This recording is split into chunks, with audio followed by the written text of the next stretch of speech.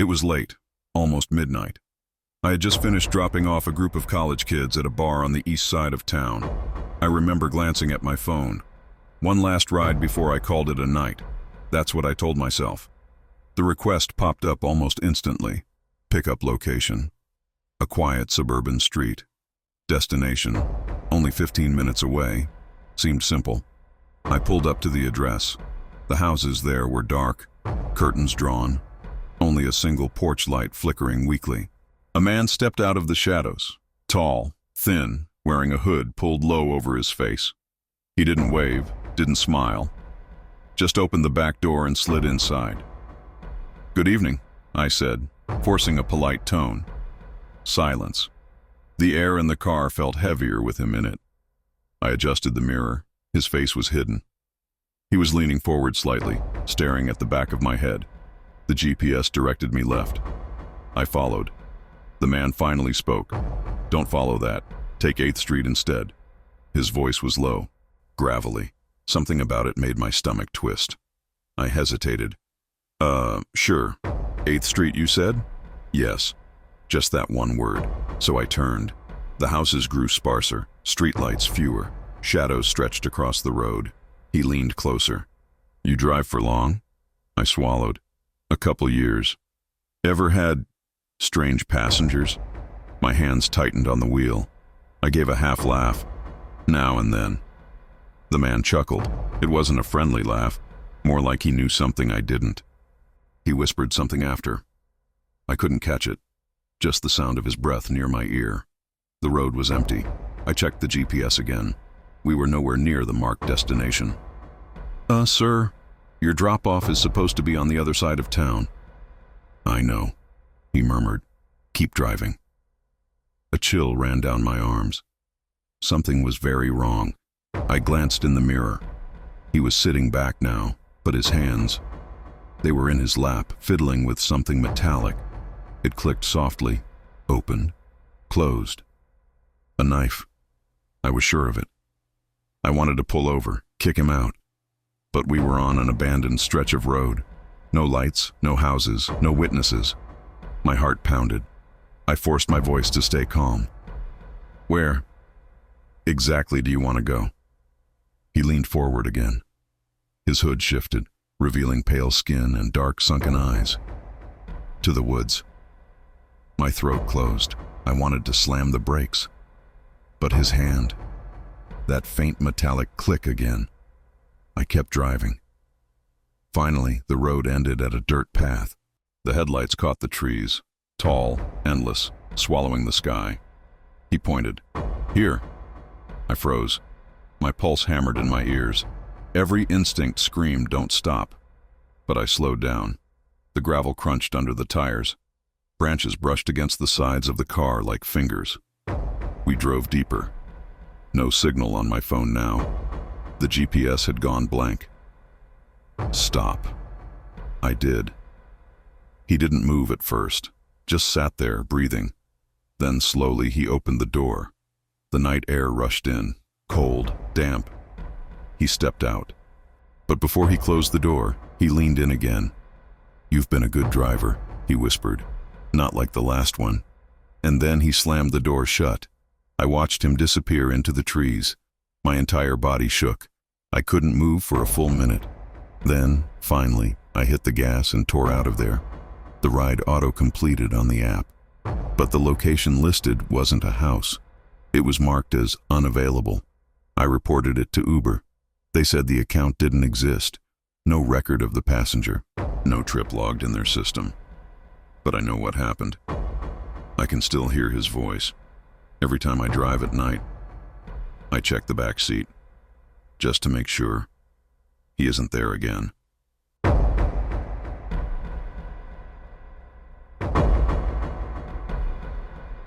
It was raining. Heavy. The kind of rain that drummed on the roof of the car like a warning. I had just picked up a ride from the airport.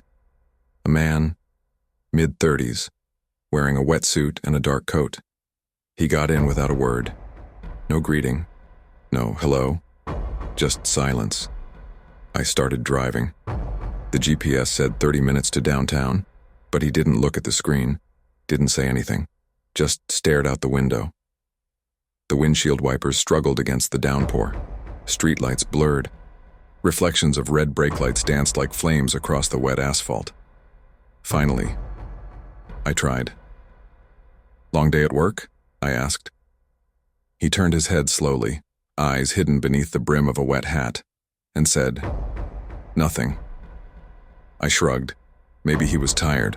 Maybe he just wanted peace. But the silence, it wasn't peaceful. It pressed on me like the weight of the storm itself. The road curved. I noticed his hand resting on the seat, not holding anything, but tense. I tried small talk. "Bad weather tonight." Another silence. Then, without warning, he said, "You shouldn't look behind you."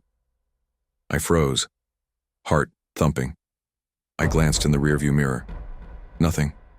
Empty backseat, just rain streaking down the glass. "Excuse me?" I asked, voice shaking. He didn't answer, just stared ahead, eyes fixed on some point beyond the windshield. We drove in silence again. Minutes felt like hours. The storm outside became louder, more violent. Then, the lights went out. Entire street. Nothing. Black. My hands tightened on the wheel. I flicked the headlight switch. Dead. The man whispered, "They always come when it's dark." I swallowed hard. Who comes?" He tilted his head slightly. "I can't say. But they watch." My stomach turned. Every instinct screamed to stop. Turn around, run.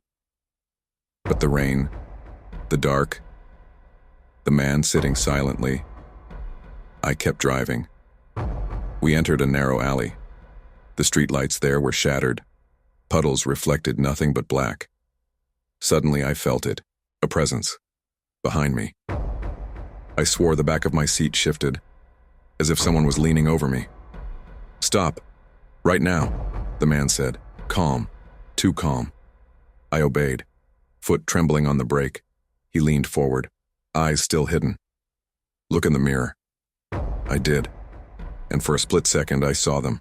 Shadowy figures, just silhouettes, standing in the back seat. No faces, no details, but watching. Then, as quickly as they appeared, they were gone. I gasped. The man smiled faintly. "You saw them." What?" I stammered. "They ride with those who notice too much." My phone rang. Caller ID. "Unknown." I didn't answer. The man leaned back. "Safe now, for a while." The rain slowed. Streetlights flickered back on. "We emerged from the alley," he said, "downtown." I drove silently. He didn't move. Just sat there, quiet, calm, like nothing had happened. I pulled up to the destination. Apartment building, tall, modern. He got out, still silent, still dripping from the rain. I looked back. No one else in sight, no shadow, no sign of what I had just witnessed. The app confirmed the trip. He was gone. No complaints, no issues. I tried to shake it off. Storms do weird things. Rain makes people moody, paranoid, right? But I know better. Because when I cleaned the car later, I found tiny wet footprints on the ceiling of the back seat.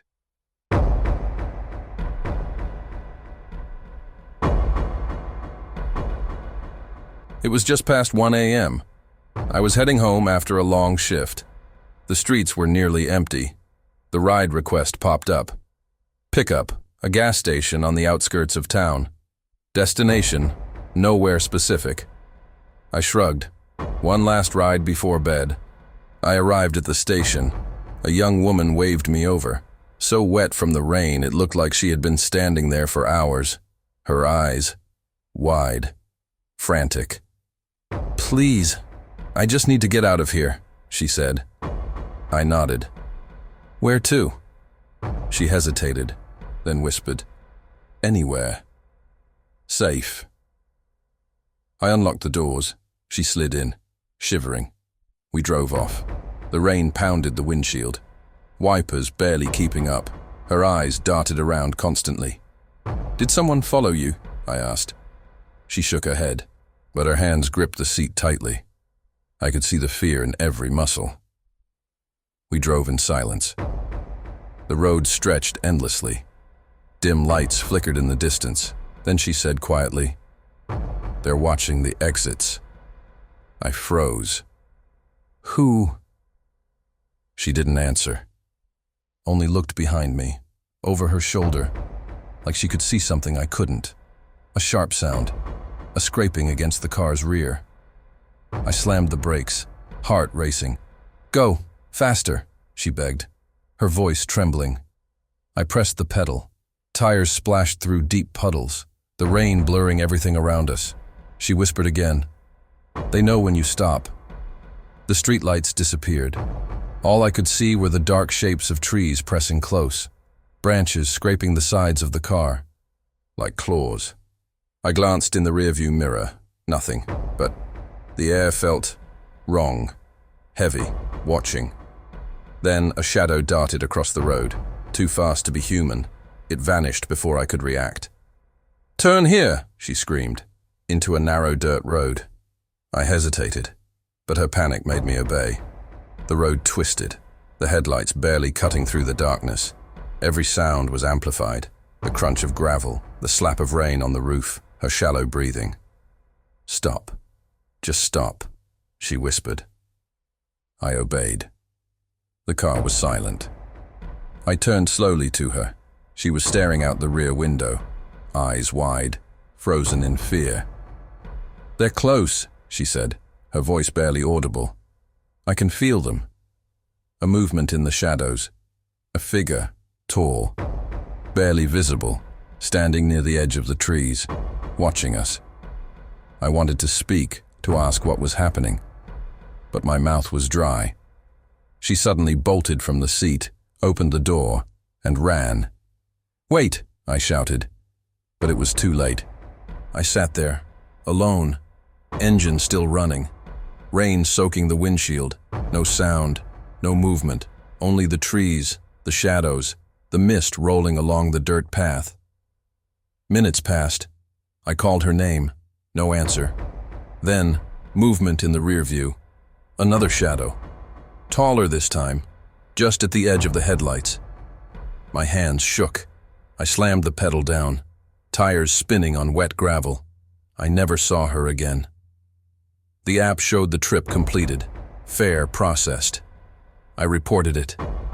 They had no record of a pickup at that gas station. No account matching the name. Nothing.